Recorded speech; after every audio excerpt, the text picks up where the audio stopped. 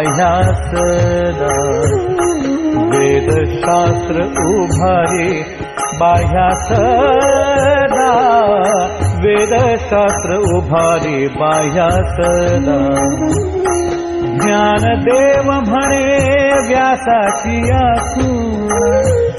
ज्ञानदेव म्हणे व्यासाची खूण ज्ञानदेव म्हणे